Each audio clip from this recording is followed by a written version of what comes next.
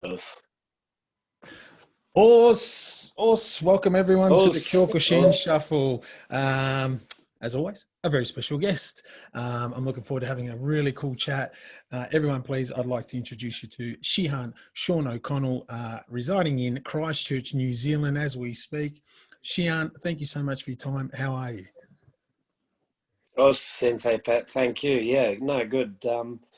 Obviously not going through the hardships you are right now with lockdown over there, but we've been there, and New Zealand's sort of jumping in and out of different levels at the moment, so it's all a matter of just trying to keep a bit of sanity right now. I guess what we've got going here is, in Christchurch, which is different to Auckland, we're still able to train with each other, so that sort of keeps us a bit more sane than others right now. But yeah, I know what you're going through over there at the moment, so hopefully you're on the right track there and you're going towards a better state of mind in a week or two. No, well, we just gestured earlier, the last time you and I saw each other was 4 years ago in 2016 at the World Tournament for Kyokushin. And, that's right. It feels like a long time, but because we're all on social media and we all have a nice, family knit as such with those that, get to have met each other in the past, we all don't feel too lost, and we all can catch up like this in some capacity. So, I was really interested to get you on. You've been a great support and a fan of what I've been doing, and I think it was time now for all of us to understand who you are, the really cool things you've done. I think a lot of people will be intrigued with a lot of things that you get to bring up. So on this level that I normally do with others, we always break the ice on, how did it all start for you? How did Kyokushin Karate get into your life? Or was there other martial arts before this? And some have some really good stories that they get to share as to how they got introduced to the journey that they're currently in. Yeah, no, it was a bit of a mixed bag, to be honest. It's the typical Karate Kid story, to be honest, That's probably the reason I'm wearing glasses tonight, is part of the start of the journey. I was that typical getting bullied at school at the age of 12, 13. Karate Kid comes along, watch it, think, oh, here we go. All I need to do is learn how to, paint fences and wax floors, and I should, exactly. I should be able to deal with these three guys that always, punching and kicking the shit out of me at school. So that's how it all started. And I actually started off in Seido-juku, so the offshoot Nakamura Tadashi, one of Sosei's, the second in charge when it all was getting big around the first world tournament and around there. And, when he got sent to New York and so on and so forth. And that's a whole story in itself. But I had some relatives doing Seido, so got hooked into that. And then from there, and this is showing my ties with Aussie, after that I went to Japan, studying Japanese at high school. Yes. Basically only just to understand the terminology that was being used in the dojo, right? So then I got hooked into that, went to Japan as an exchange student, belonged to a high school karate club there, traditional karate, 5 days a week, 2 to 3 hours training a day. That was great. Came back to New Zealand and all my mates were doing Zendo Kai. All right, Bob Jones, here we go. So, Bob Jones, who's 80 years old as of yesterday or the day before. Yep. Happy birthday, as they all call him, the chief. Yeah. And so I did that. I went from Seido into a traditional style in Japan, into Zendo Kai. But then during that time, I actually went back to Japan on a working holiday visa. Yes. And I'd always been attracted to the blend of full contact along with the traditional, the hybrid type of martial art that Zendo Kai was back in the day. Basically, what I would call the old school was basically Fight Club. You would turn up and, you learned how to fight pretty quickly, and it was great for someone like me who'd been bullied all his life. Instilled a lot of confidence. But something always led me back to what Sato had offered. And then when I was in Japan, again on a working holiday, Hasegawa Shihan's dojo was the biggest school of dojos in the area. Yeah, right. So that was where I started Kyokushin. So that's going back sort of late 80s, thereabouts. And so Hasegawa Shihan was my first Kyokushin, pure Kyokushin instructor.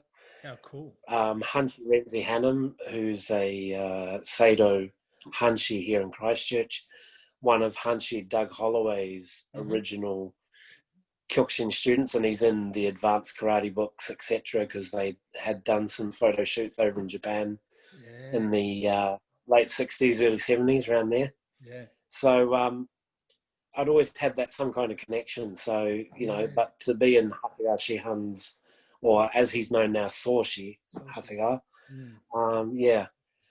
So that was, early 90s. And so did that, came back to New Zealand after a working holiday, and still sort of was toing and froing with Zen Nagoya a bit, but really just couldn't really give up what I'd sort of been, you know, privileged to be part of in terms of training in Japan. And so looked to see if there was a Kyokushin dojo in Christchurch, and lo and behold, there was. Yes. Had my tail between my legs, and I went along to Shihan Graham Gavigan's dojo there, because he's in Dunedin now, but he was in Christchurch then. Said, look, you know, got up to Nidan and Zen Nagoya, but I've actually got a blue belt in Kyokushin, so would you let me train? Yeah. that was my sort of intro, you know. I was sort of, you know, I didn't want to come and say I've got a black belt in another martial art. I've actually done Kyokushin somewhere else. And he said, yeah, mate, you know, come along, try it out. If you like the way we train here too, stick at it. And the rest is basically history from there. Yeah, they're the beginnings, I would say. So. Well, there you have it. So, and there you go, listeners. This is why I wanted to get Shihan Sean on, because this is just the start. I mean, as such, and look at the journey that you had from that teenage kid up until, you know, those travels. And, you know, for the listeners here, he segued a lot of things here that we can get to open up a bit. And this is going to be a special conversation because Shihan Sean, I mean, I'll let you do most of a lot of the talking here. There'll be less questions from me, sure, because you have such a strong background in being and living in Japan for such a long time. I guess that avenue is of interest to me, and I think a lot of others. I'd like them to learn that from you, and if you can segue a little bit of education, your career, your profession, there's going to be a lot of things you might want to tap into. So sure, go for it. The floor is yours, and I'm sure we can work out into the highlights of a lot of things that you've done from being in Japan as such. Okay, yeah. Well, I mean, and I saw Nick was on a few weeks ago. And, you know, I've had the privilege of meeting up with him a few times in Japan, and pretty much the same thing as he went through as the Uchideshi, and that was his doorway into the culture and the language of Japan. Mine was through high school and exchange student, then on to university. And back when I was training here in Christchurch in the first sort of round of training, I was working in the tourist industry. So I was either tour guiding Japanese tourists around or planning their tours in the office. And that went on until about the end of 1995, beginning of 96. And then moved back to Japan. By that time, I'd got married. Wife being Japanese, it was like, shall we spend some time in Japan? The initial plan was just to go there for 10 years. Yeah. Sort of maybe start a family, earn some money, come back to New Zealand. But things never work out that way. So we ended up selling the house here. I ended up building a house in Japan, still paying the mortgage to this day. So that was 95.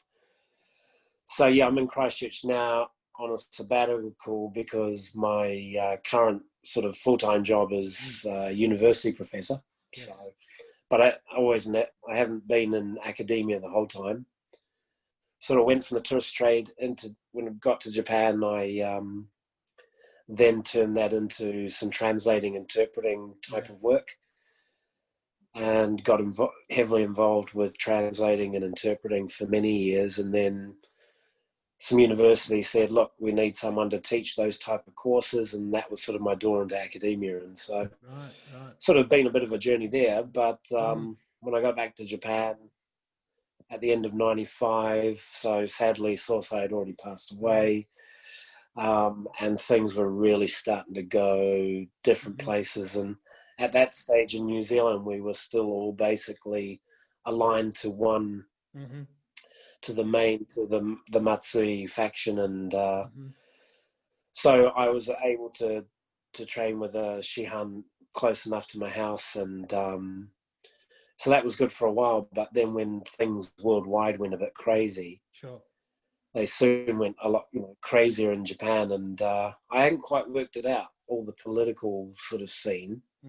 And I wasn't really interested in it, to be honest. I had a dojo that was 30 minutes away by car, had some great people in it. You train with the people, you get a lot out of it by the type of people you train with, as you know.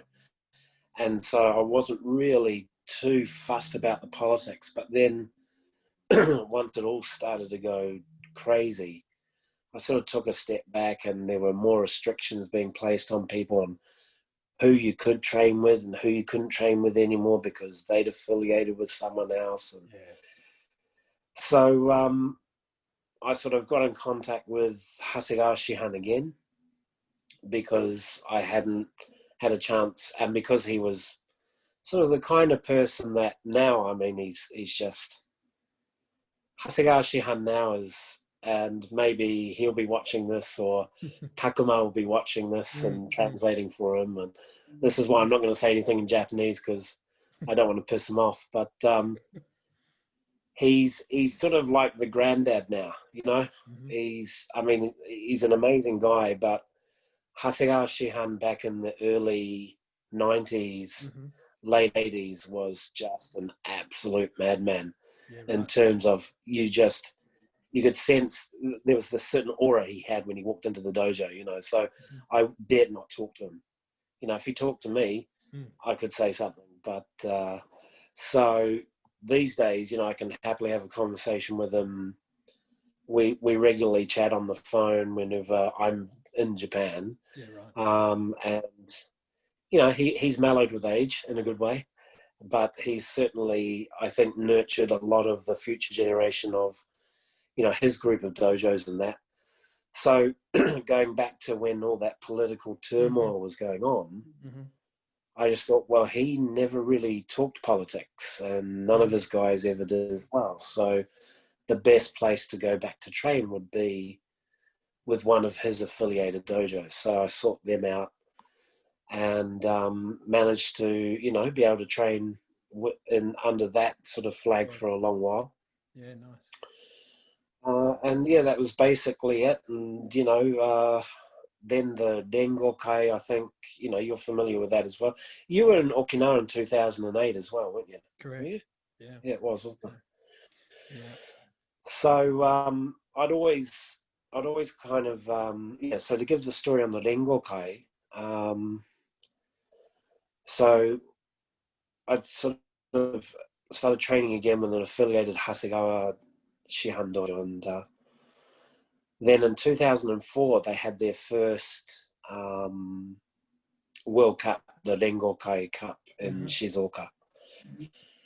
And at that stage, my Shihans back in New Zealand had decided to be an independent organization to get out of the politics, to just train, for their pure love of Kyokushin. It was, so, Sensei Pete, MOKNZ, so Masoyama, Karate New Zealand was just purely about training. And so my dream for many years was to establish some kind of bridge between Japan and New Zealand and try and, do something to sort of return all the good that had been done for me in New Zealand when I was, coming up through the Q grades there, Mm-hmm. etc. And, you know, and thought, well, if I'm in Japan, it'd be great to be able to sort of, you know, establish some deeper ties between them and some of the good people in Japan, you know. Yeah. So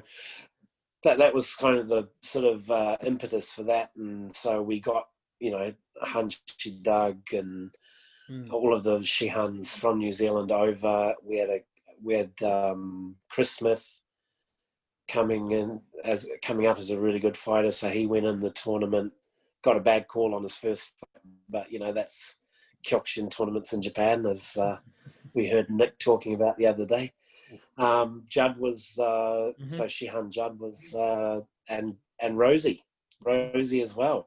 Yeah. So 2004 when he snapped his shin, I remember being right near it and hearing it snap, and it was a horrible sight, but yeah, still had a smile on his face. And so that was in Shizuoka, and then I think that's when we first met, was just when Takuma was starting to hit his stride in 2008 in Okinawa. So that was kind of Hasegawa Shihan's baby, sort of trying to get the union up and going, and less politics and reason why we. But you know, when you exactly. So when you get people, you get enough people in the room that have a history and all that, it sort of politics, while you try and keep it out of the way, sometimes it just rears its ugly head. So during those times, I was fortunate enough to be asked to interpret a lot of the meetings and stuff as well. And sort of like being a fly on the wall at the same time as having to deal with all the cultural transfer of what's not just the linguistic side of it, but Japanese have their own way of, you know, saying things in a roundabout way. Sure. Whereas a lot of English speaking or other language speaking people would like it more direct. So my job was to try to put it out there on the table in a digestible form, not just a interpreter, but trying to transfer that culture as well. So that was always a bit of a challenge, but again, it gave me a real insight into how everyone's brains ticked in terms of running such a big organization, you know. Yeah, very fascinating. And that, you know, thank you for all of that. And I hope now people get a bit of a clear understanding as to the influence that you had started to, I guess, you know, be involved with because of your background in being living in Japan, your wife, your academia as such, and breaking into the interpretation side of things, because that's how I came across. Now, I don't know, we don't need to play dates here, but I was there in 2005 in Fukui, and I'm not sure if I saw you there or in 2008, but either way, it was obviously the starting point for myself in seeing the brother relationship that Oz had with NZ. And I was a rookie. I was such a rookie. It wasn't funny. You know, I was just getting my hands dirty in the world scene. And I guess, you know, what I'm alluding to is the novice and naiveness of, you know, going to Japan, world tournaments as such, regional tournaments, whatever it was that I was in, but not having any understanding of the language. Cultural wise, you adapted and you were there for maybe a week or two, you know, if that, and then you're out the door. But your angle was, you lived it, you breathed it, you were there, you were building relationships with some important integral people like Soshi Azigawa and his dojos. And then when it started to become needed and required, you were influential, obviously, with scenarios where I was in a certain group of conversation, and then you were you would come in and then go, oh, this is what he's saying, Pat, or this is what he's saying, you know, Pete Parson, or whoever was there, and I'd go, hold on a sec, what's going on here? How does and then I'm like, nice to meet you, and you're like, and then you went, all good, mate, you know, very, very humble enough to just go, no worries, I'm just assisting, and I'm part of the delegate of what's going on here. And I'm like, oh, well, this is fantastic, because I got there and totally forgot that of course there's going to be some interpretation, of course there should be someone here that can help us interpret certain things. And you were that person, and you helped out a lot in just very quick, simple ways. And, myself and, I almost had Senpai Jason Parkinson on. Hopefully that's going back. Yeah. So hopefully I get him back. I'll get him back on, but we just had some date issues, but he's got some amazing stories. But that was the night, all of us went out for a couple of drinks and we all got to know each other a lot better back in 2008. And from there, our friendship's been on this angle, and it's all due to Kyokushin. There you have it, people. So now I think that's the point that, I mean, sorry to interrupt, but you've just hit it on the head. That's the beauty of Kyokushin, right? It's like we've got that vertical structure, that hierarchical structure in place. And when we're in a formal setting, we watch our P's and Q's, and, we abide by those Kyokushin cultural rules. Mm-hmm. But, outside of that, once we take our doggies off, once we're in a more informal setting, we're just one big family. We're brothers and sisters. We sit down, we have a drink, we have a laugh. Yes. Yeah. If there are Shihans or Hunchies in the room, we run around like crazy. I still do it to this day. I'm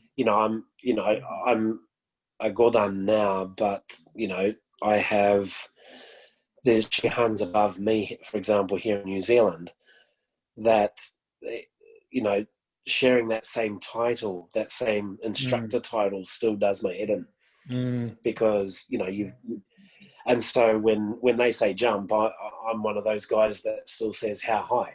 Yes. You know what I mean? So you do that in that formal setting, but then once you're down at the pub or you're at the after tournament sayonara party or wherever it is, that's where you really start to make those bonds. And it doesn't matter if you don't speak the same language, you speak the language of Kyokushin. And I found that in Okinawa especially, because there's such a beautiful group of people that tournament is quite memorable in that way, that everyone just clicked, at that sayonara party, and we all had to get up and sing a song, or, and by the end of it, everyone's joining in with us. And I mean, you saw our poor attempt at the haka in 2016, I think, at the sayonara party there. Again, it's all about having that sort of time to bond. Yeah. So that, you can enjoy those strong ties. And I think that's the one thing, we can put politics and all of that aside. If there's one thing I got out of it, besides building my own confidence and, that sort of self-character and that, it's just the people I've been able to meet and continue to sort of have a relationship in some way with, is the thing I treasure the most. Seeing Shihan Jimmy in Sydney is like seeing, an old uncle, or a young uncle, I should say. Sure. He give you the shirt off his back, Yes. Seeing someone in England, or seeing, someone in Japan, or it doesn't matter what country I go to, I know there's someone I've had the pleasure of meeting somewhere and training with, or, being on the sidelines at a tournament with, and you just share this natural bond that never goes away. So that's one thing I do really treasure from it. Yeah, that's really cool. Thank you for sharing, because again, it's the insight here that I want people to appreciate and understand. And again, you're someone that, again, how do I put it in a manner that respectfully, of course, that you've you live and breathe, and you're so involved, by living in Japan for so long. And there's, for me, and I'm not talking on behalf of everyone else, but there's not too many people like I do a style for 20 years, and I get embarrassed saying this, that I don't fluently know the language and respectfully know the language, yet we know the dojo terminology, we know these things, but I'm still like, why haven't I pulled my finger out to actually, do the language and you know, because I mean, it's our life, it's my life, you know, and what I'm alluding to here is you understood and you lived and breathed the culture, not just for 3 years, 5 years, 10 years, you've been there for, you know, a long time as such. And, you know, and that was the side that, you know, I wanted to continue sharing with the listeners here, how you went ongoing from there, you know, in respect of, you know, you would have done, did you do Nidan, Sundan gradings there? How did you go with the, with all that? Okay, so I was supposed to journey actually, yep, sure. So I was supposed to do Shodan in New Zealand, right? And I was all geared up to do that. And there a couple of things happened that year, so I wasn't able. So I went in '95. I was still a first Q, and I went to Japan, and then so I did Shodan, Nidan, Sandan, and Yondan all in Japan. Okay. So, and I thought, oh, cool.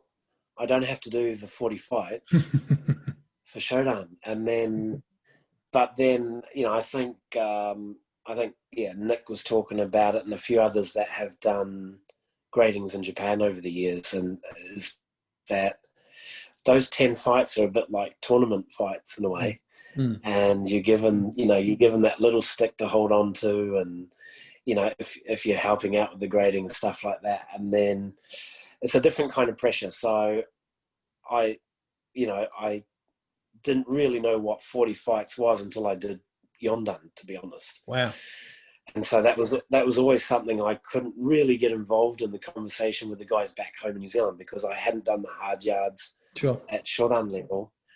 But, you know, saying that again, yeah, each to their own, and there's a different grading culture in different countries and that as well. But it was my Godan that I did in 2016, and that was done in New Zealand. And it was done in New Zealand for a reason, and that was because I'd been invited to do it in New Zealand. Sure. And I was about to open a MOKNZ dojo in Japan, an independent dojo in Japan. So for me to do Godan in Japan and then affiliate with MOKNZ formally and solely would have been, you know, not the proper thing to do. And so I went back to New Zealand. I still have Sensei Pete to thank for the 2 broken ribs I've got on my left side here from those knees of his. Sheesh. I think he cracked them in the 30th and then broke them in the 47th or something like that, you know. Special. But that's all. But it was a hard day at the office, and it wasn't my best performance by any stretch of the imagination. But there were like 23, 24 Yudansha lined up at a camp in the South Island, and they come from all over the country to help me get through it, not just to take part in the camp, but also to be part of that grading as well. And I felt I'd finally earned, I guess, through a lot of tough love, I'd finally earned some kind of, or started to earn some respect back here in New Zealand, because I'd finally been able to stand amongst my peers and be tested fully. So to me, that was an honour, and it's something as I said, I mean, it was a pretty pathetic grading when I go back in terms of how I did, but the tough love that was dished out that day, I still hold, you know, very dearly to my heart, and it sort of helped me grow from there, I think. Mentally. So when you compare that to the Japanese grading, I'd like you to share that. It's not tough love. Yeah, it's not tough love at all. It's a standard set approach. They'll happily fail you if they don't think you. So it's not a matter of just getting through the gradings. You've got to perform to a certain standard. And you know, when it comes to kumite, it's a different strategy altogether. So here, and I think in Australia as well, you know, you've done the hard yards up until grading day, and grading day is your chance to show everyone what you're capable of in a set format. And then when it comes to kumite, you are really, it's more of a mental challenge. It is physical, but you've just got to be standing at the end of it and show you've got the grit and absolute determination to get back up. Yeah, spirit, just to, you know, that usunoseshin, it's basically, you know, that spirit of perseverance. And that's what I think we look at more here. But in Japan, it was, oh, okay, so Shodan, I've got 10 fights. And you immediately look at who they are. You sort of know who's going to come up. And you're thinking, okay, which fight can I end quickly? Okay. To give me a rest. So I think, was it Shihan Peter or somebody might have on one of your talks, the Kyokushin rep in Australia right now? Is that Shihan Peter? Peter Volke. Yeah, Peter yeah, Volke. That's right. So I think he was explaining a bit about, you know, that as well. The way they do theirs. Yeah. Yeah. So you kind of, you go into it like, okay, right, if I can get a wazari, or what will be counted as a wazari, and if I can get 2 of those within the first minute, then I've saved myself 30 seconds. Okay, but these guys are coming at you like a tournament. So it really is 10 tournament fights, you know, kind of that kind of pressure. So once, I think Shodan was the big wake-up call there, because I'd expected just to be pushed and knocked down and picked back up, you know, and totally misread the whole thing. And then my Shihan, you know, I was training with Hotta Shihan, his name was, he came up to me and he goes, after about the 3rd fight, and he goes, you do realise you've got to start sort of at least drawing these fights. Oh, shit. And I'm like, oh, okay, all right, yeah, got you now. And he said, so yeah, you got a couple of brown belts coming up, so do the business and get into that frame of mind. So he actually did me a big favor. So, oh man. So then when it came to Nidan, Sandan, Yondan, you sort of knew, okay, for the first, you know, for Nidan, you're gonna shine in your first 10 fights. That's where you're gonna try and score hard and fast, and then you're probably gonna start to tire in the last 10. Right. And I mean, if you look at, you know, there's plenty on YouTube now, and you can see people who've done their 40 and 50 fights in Japan, and you just see how they go about it. It's sort of very clinical, and that's how you train for a grading there. You train as if you were going in a regional tournament. I mean, for lack of a better description. I get you. That's how you would train for the kumite part. Whereas here, I think you're training not just physically, but it's that mental push that you have to give yourself, because you know, as you tire and you're going through a 6-7 hour grading, the physical pain's always going to be there, but it's what mental sort of toughness are you going to be able to draw on to get you through it.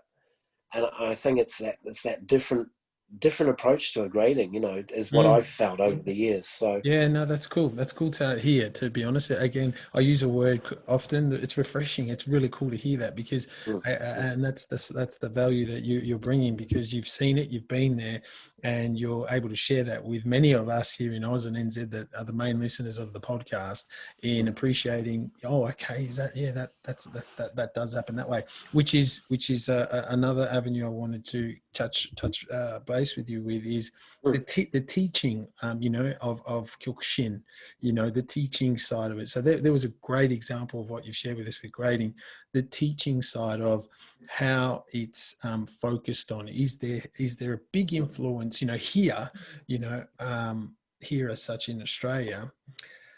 You know, this conversation can go 4 hours, but here in Australia, you know, we have I'm very fortunate. Shihan Bill Polly emphasizes heavily on basics. He is massive on it. You know, he will do 1 hour on 2 things that are basic specific, and then he goes away as a Shihan would, and then I take my dojo, and then we work on lots of things, and I'm trying to get students and numbers and keep everyone involved and, fine tune everyone. Then he's back again, and then he goes, what's with the basics? What's going? How can you share with us how the focus of Japan is that you've seen, and then you've also opened a dojo and been, a teacher there, a sensei there at the time, or Shihan there at the time. Do you understand where I'm heading with it? Yeah, definitely. Okay, so a lot like what happens around the rest of the world, it's a very mixed bag in Japan as well. Okay. You have some people that are very focused on the basics, like Shihan Billy. You have others that are purely focused on producing very strong tournament fighters. So they will glide over the basics and then get straight into fitness work, fighting strategies. And so each dojo seems to have a different flavor. Sure. Hasegawa, and I always call him, I know it's Hasegawa Soshi now, but to me, he's always Hasegawa Shihan, and it just, sure, that's the way when I see him, I will use his proper title in front of everyone. But as I sort of reflect on his teachings, he had the wonderful thing about his dojos is that he had those people that covered all bases. Okay. So he had certain instructors that were very, very strict on basics, just like Shihan Billy is, and a lot of others. He then had different instructors that were kata focused, or they were tournament fighting focused. Yep.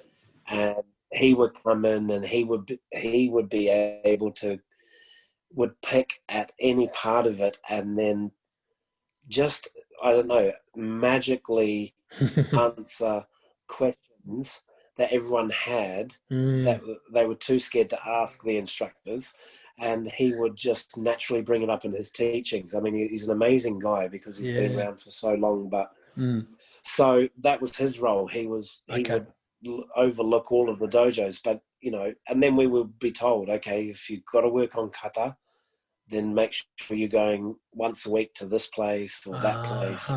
And so he did it very well that way. But in Japan, it is really a mixed bag where there are a lot of places that will just focus on one aspect. Another person, but this reminds me, another person that, so Yui Shihan, I don't know if you've ever met him. He was, and I can't remember if it's Judd's or Nick's book, which one it was, but he is the ranger. Okay, so he was the dorm master for the Uchideshi when they were Uchideshi, right? And he was known as the ranger, and he was, he's a real hard ass, and, he was an Uchideshi, and he was Sosai's gopher for many years when he was a young, and he was a junior to Matsui Kancho, etc.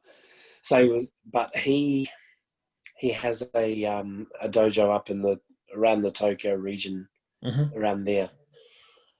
In the 2016 tournament, after the tournament, I took all of the MOKNZ people that stayed on around a bit of a tour around Japan, and we came to my dojo, and then we went up to Tokyo and we got to train with Yui Shihan, right? So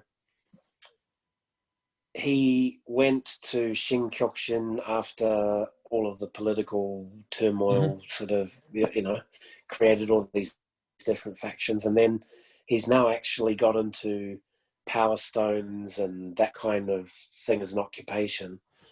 And he's blended it in with his training, and he started his own style. Okay. But what he says is he teaches is just what he learned from Sosai. So, and he's got to be one of the most purest Sosai teaching, walking encyclopedias that I've ever met, because he can just remember so much from his days as an Uchideshi, as a runabout, as a dorm master. And we went along and trained with him. And it sort of goes back to your comment before about feeling bad about not being able to speak the language. But the one thing you do speak, Sensei Pat, is the language of Kyokushin. And when I took everyone from MOKNZ to his dojo for a training, we just covered the basics, okay? It was a 2-hour session, and I don't think we got much past Uchikiage, to be honest. Wow. But he was talking about the proper way to do everything as he'd been taught by Sosai. Awesome. And this is the great thing about Hanshi Doug in our organization. When he was over in the 60s training with Sosai, he'd actually brought back the same teachings that we were hearing in Japan. So I was like, okay, so what Hanshi Doug says in New Zealand is still true to this day, because people like these younger Shihans are still trying to teach that way. And he was just making us work our core and the proper way to execute, Chudanski, Jordanski. Yes. But we were sweating after doing 20 of them each. A, because it was still that horrible Japanese summer or end of summer, but just the intensity of us using our body mechanics. Yeah. And it was a real wake-up call for me, because I thought, hold on, if I'm going to be teaching an orange belt, a blue belt, a yellow belt, a green belt, how do I make something so simple, but again, so challenging, easy for them to digest? And that's the challenge I find as an instructor now, is that we've got to teach the basics properly and in a way that challenges them to sort of want to polish it and want to get better, but also to see the connection between going from basics. If you've got good basics, you're going to have good idogeko. If you have good idogeko, you're going to have good kata. If you can take apart the kata properly, you're going to have decent self-defense, and you've got to be able to use some of that in your kumite as well. And that's what I think when you talk about getting the basics right, the dojos that really push that in Japan, like you, Shihan's dojo, and some of Hasegawa Shihan's dojos, you didn't have to do too many techniques to really push you mentally as well as physically, because it made you think after training, what have I been doing up until now? The difference in power is just night and day. Why didn't I get this as a shodan? Why did it take me, to get to Sandan before I actually realize this? And that's the beauty of it. You can always go back to basics and just find something new, Yeah, that's cool. Cool story. Because there you have it. A great example, to be honest, Shihan, because that's what I was trying to work your answer towards. You've seen a lot. You've been fortunate in many ways. Amongst that, he's been someone that's trained at Hombu Dojo through multiple avenues of connections and so forth. Can you share with us? Not too many people have got to do that. I was very fortunate to visit it, but not train there. We'll do a seminar, and I'm sure you've done multiple. What's some of the highlights with your journey in Hombu? Where the home of Kyokushin? Okay, yeah, sure. So again, this relates a little bit to the politics that were going on in Japan.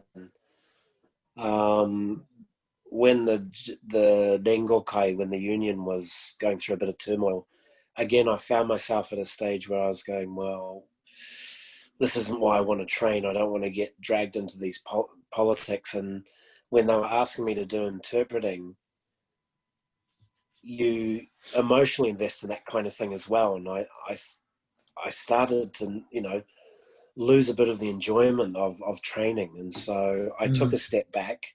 Yep. And I said to Hasegawa Shihan, because I understood the position he was in at that stage, and I said, I know this is your ship and you're riding it, but I just want to train. So I'm going to take a step back. And he was good with that, because I did it in the right way. And, cool. Yep. And he said, everyone's got their own journey. And so I then was fortunate enough to have some good relations with some independent dojos in my area, so I could still keep training there.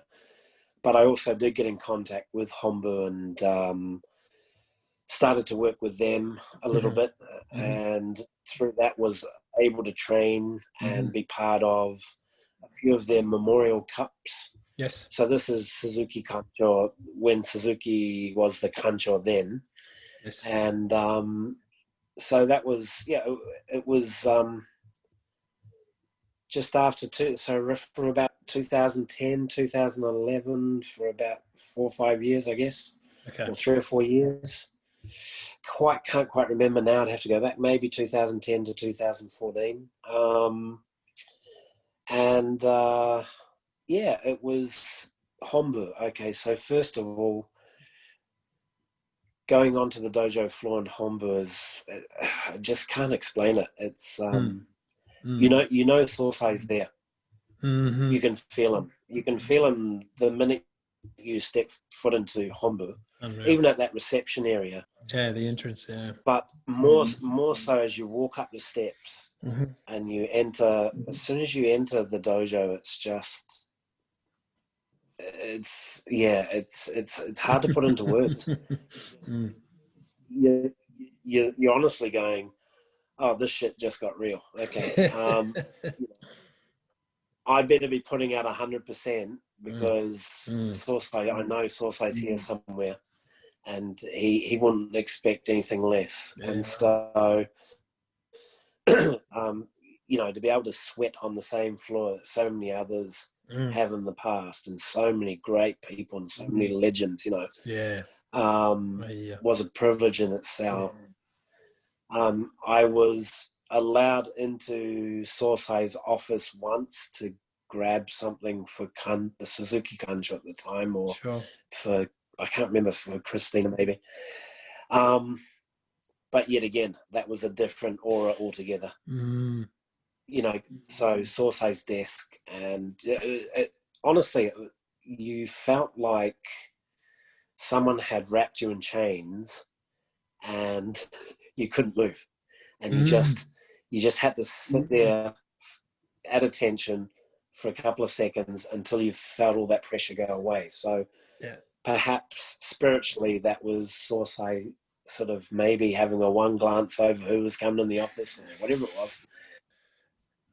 But it was just, it was just such an amazing privilege. That's, and to be able to realize all of the history that went on in that building itself.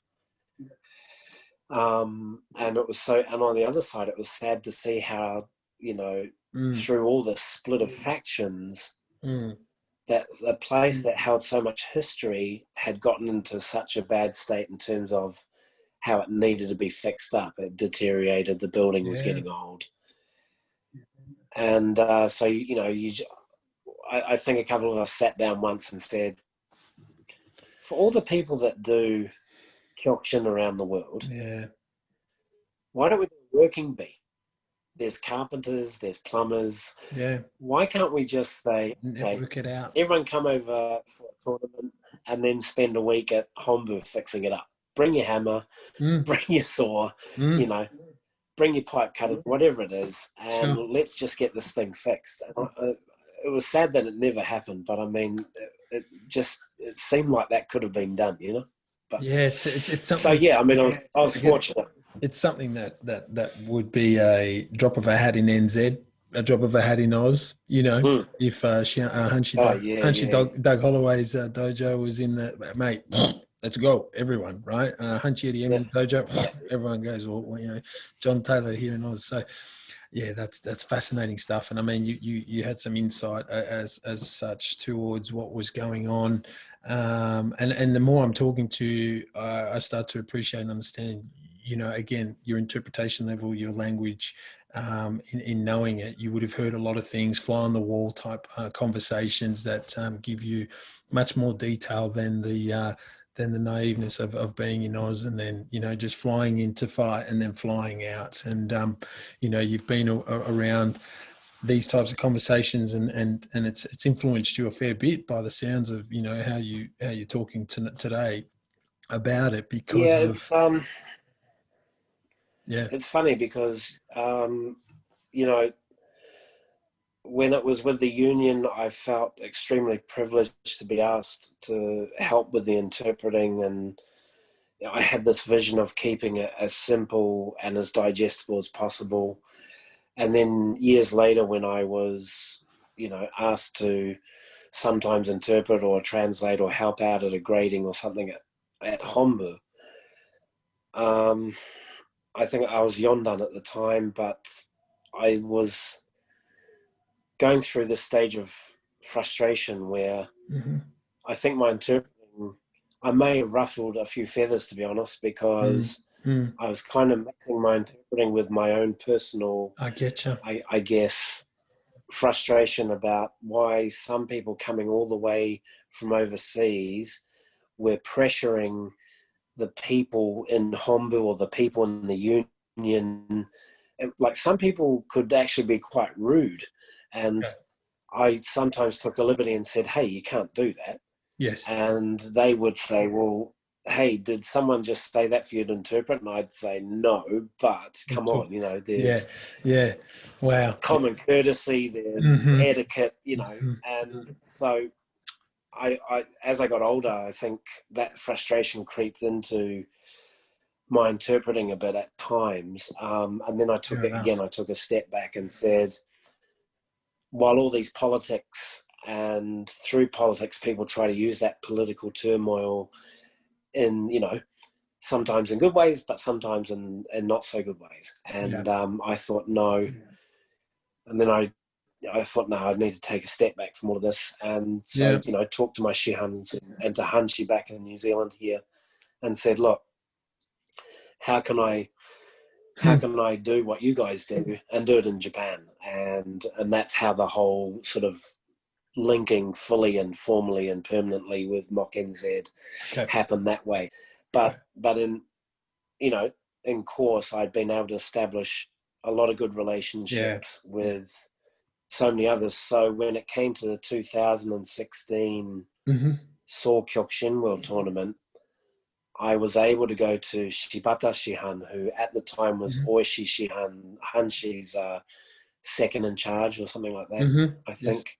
Yep. And he was the tournament organizer. And I said, look, you know, a bunch of the boys, the fighters in New Zealand would like a crack. We're not affiliated with Seoul Kyokushin, but we'd certainly like to maintain a friendly relationship if possible. Taking that into consideration, would you possibly allow our fighters to have a go? And they said, oh, well, you know, if there's a view to some kind of affiliation in the future, sure, bring them along. And because I'd had that past history with them during the union days, I was able to say, you know, thanks for all your help during the union days, say all the right things in Japanese, do that cultural transfer, you know, and then say, by the way, you know, if this isn't too much trouble, we'd love to, you know, put a couple of boys in just for the experience. You know, we didn't tell them it was Pete and it was Ryan, you know, we didn't tell them that, you know, we had three guys. We're an upcoming green belt at that stage who's a Shodan now, and we just wanted to give him the experience of a world tournament. And so that was the example I was using, but we were really counting on Ryan and Pete to, you know, take it home like you were, you know, hoping you'd do the same as well. So it was at that stage I realized, hold on, you can take the politics out of this. It's all in the approach. And I think that's what Kyokushin is getting back to more and more now. People have learned to have their own sandpit, but they are willing to let someone else build a sandpit close by and then build a communal one for certain occasions, you know. And, you know, maybe this is wishful thinking, but I'm finding more and more of these different factions are willing to let the past be the past and say, where can we cooperate? And so hopefully, you know, I mean, look at the success what Shihan Judd is doing right now, what you guys are doing in Australia, you know, what a lot of other countries and you know, what the KWF in Europe is doing. you know, everyone learns to play by a shared sort of decided set of rules, and they don't pull rank on each other. They come together and they work together. And I'd like to see that sort of, you know, become the norm again, you know. So that's sort of my wish for the future anyway. No, there you have it. No, and well said, because I could feel it. Meaning, you know, because of your experience, feeling the barrier that you supported with NZ, and at times Oz lads that are walking around Japan. You're like, hey, sharpen up, you know, or whatever needed to be done at a certain times. But no, that was really cool. And you know, again, I say this every time to everyone, there's nearly an hour gone, but we've got a nice 10 minutes here, because I want to also acknowledge, you know, we'll just tap into this for a little bit, because you've had the luxury of your involvement with the Rugby World Cup, which I wanted to touch base with, because you've okay, yeah, sure. Yeah, share with us for 5 minutes there your passion, I guess, and also this opportunity that came up that a lot of people might be going, oh wow. Yeah, okay, yeah. So been living in Japan since '95. I've been working at university full time since 2004, and was kind of owed a sabbatical. And no, well, they said, you know, if you're going to apply for one now. And at that stage, a mate of mine that I do some traditional Japanese type jiu-jitsu not Brazilian, back in Japan. So we run the dojo together. He takes the traditional jiu-jitsu class. I do the Kyokushin Karate class, right? Cool. He's a Welsh boy. His mate was a nutritionist for the Scottish rugby team. They were coming over to do an inspection before the World Cup. Wanted to meet some like long haulers in Japan, some foreigners that had spent, you know, a decent amount of time. So we got the opportunity to go down and meet the coach and the team manager and the strength and conditioning coach. And that's how I met the Rugby World Cup people, and exchange cards. Sure. Long story short, they were looking for a group of liaison officers who would look after the different teams. So I thought, well, how can I wangle a bit of time during the World Cup with research? So I put a research proposal together, and thought, okay, yeah, you know, it's all in the words. Made it look academic, and applied for the liaison position and was asked to look after Scotland. So, cool. So my rugby heart now lies in two corners. Ooh. Obviously the All Blacks, but also Scotland. Fair enough. So, you know, so they were supposed to come here in July, and I was thinking, what am I going to do? Because I was on the road with the Scottish team so it was roughly this time last year, from September the 9th, I think it was, through until October 16th. Not a day off, you know, it was 24/7, handling their logistics. I had a great team of interpreters, other liaison people, security people. It was a team of 4 or 5 of us. And yeah, right. We had to look after their day-to-day stuff. So it took me around a lot of Japan, and just, I guess, and this is something, you know, some of the other guys that were involved in this work might say too, but to be in a professional environment like that is a lot like getting fighters ready for a world tournament. Okay. Just the amount of blood, sweat and tears that goes on to get those 15 guys on the field for a game, I sort of akin it to getting your top fighters onto the mat for a world tournament. Because all of the stuff that goes on behind the scenes, the more people are involved throughout each stage of the training, each stage of their sort of day-to-day routines, the better the environment we could make it for them, the better prepared they were mentally for game day. And, you know, I have a new appreciation now of what it takes to get a professional team on the field by watching and living it for 40 days straight. And so in that regard, not only was I able to act as a link pin, you know, linguistically, culturally, for the Scottish team, so the players, the management, the coaching staff, everyone, all the support crew. Yeah. But in return, I was able to learn a lot about how everyone supported their players to get them match day ready. And it's something I talk about in training now as well. That, you know, we've got a guy who's going to be doing Shodan at the end of November here in Christchurch.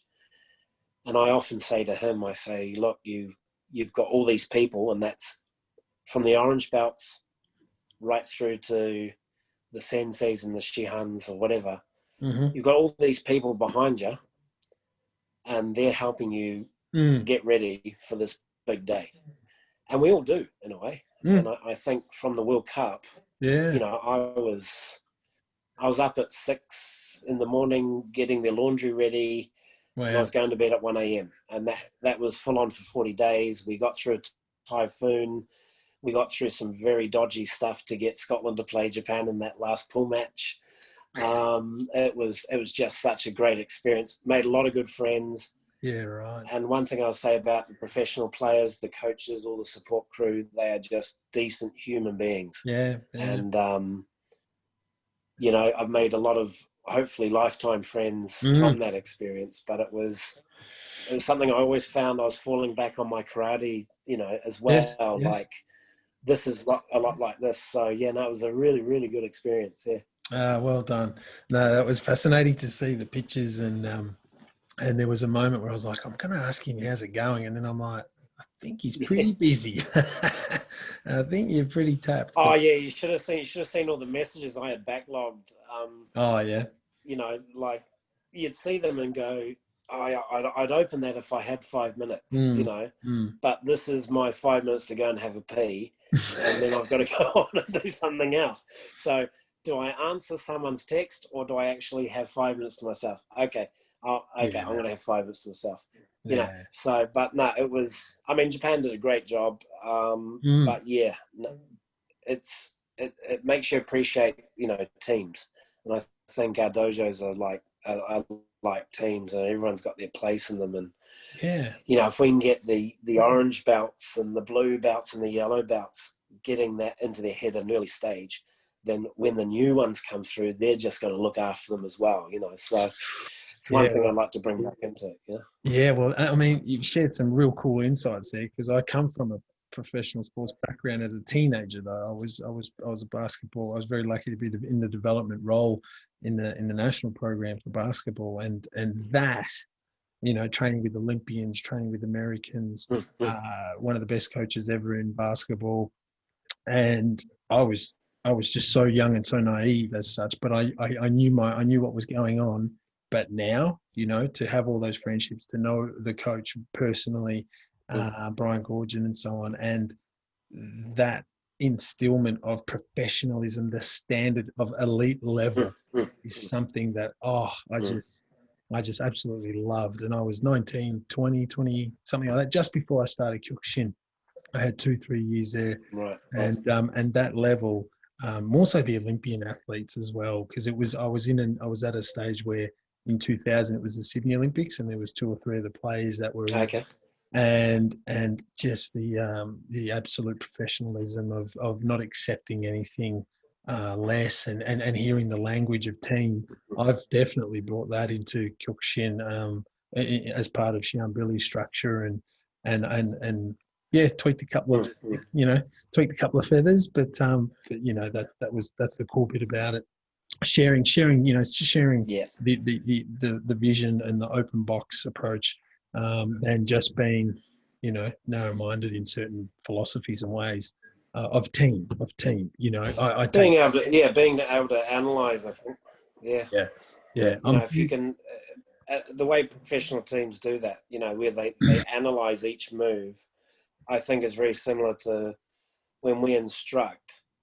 You know, if we're analyzing different parts of different grades, sort of techniques, and giving them just something simple to take them to the next level. This is what the coaches were doing with their professional players.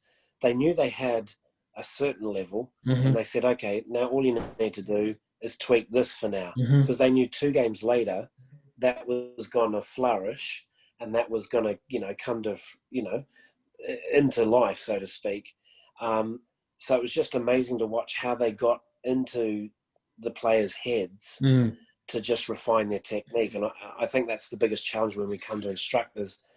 How do we make it, you know, simple for them to digest, but then be able to turn that explanation into actually realization? So it was a big learning curve there, just watching them deal with the rugby stuff for that 40 days, you know, day in, day out. And in that environment, for listeners out there with the sporting background that I've had, and what Shihan's just saying, is you got to understand the world teams of the rugby or basketball or soccer. These are the top players within that country. So they've rarely played as a team or as a unit ever, because it's every 4 years.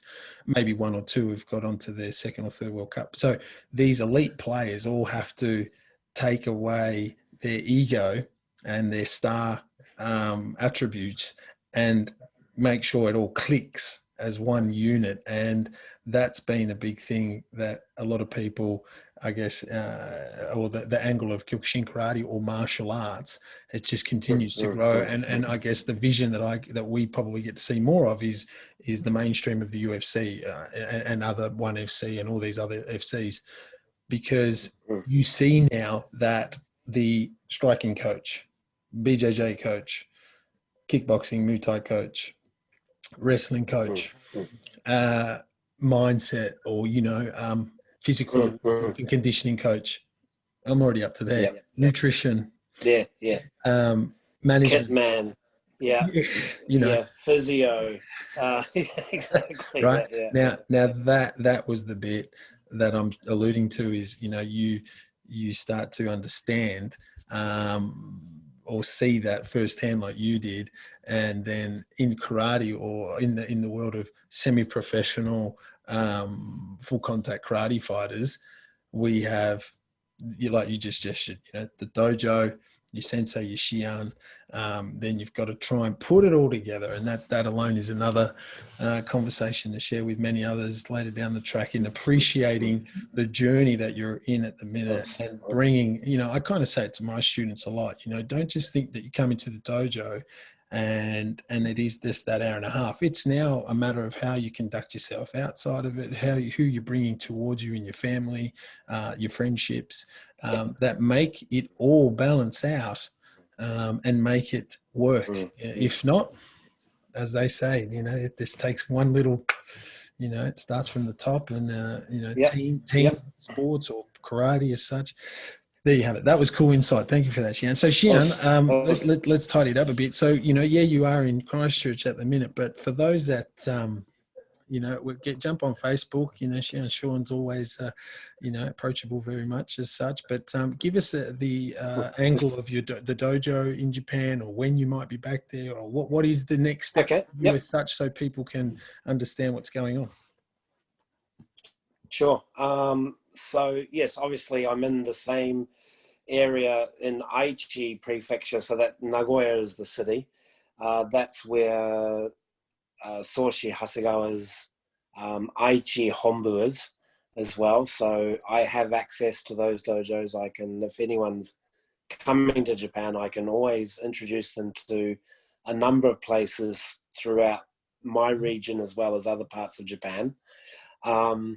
I speak the political game. I know how to do that kind of stuff. So I'm on sabbatical. So I will be back in Japan in March. And then right now, because I'm not there, it's just the jiu-jitsu side of the dojo that's running at the moment. So we'll get back into the Kyokushin part of it. Because it's still new, I don't have any yudansha yet.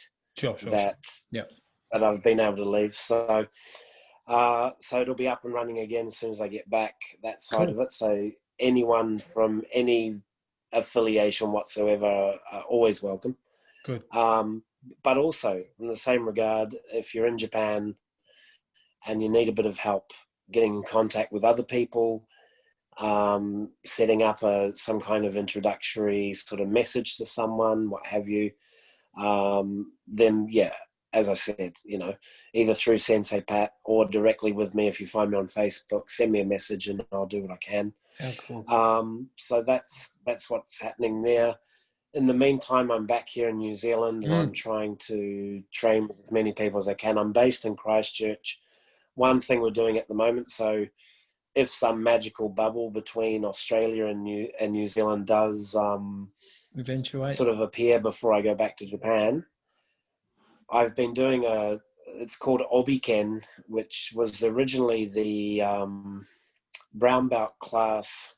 In Japan, they used to have a brown belt only class for people getting ready for black belts. Mm-hmm. And it's a very long word in Japanese, but they shorten it to Obiken, right? So I've started a Sunday class just for black belts in Christchurch.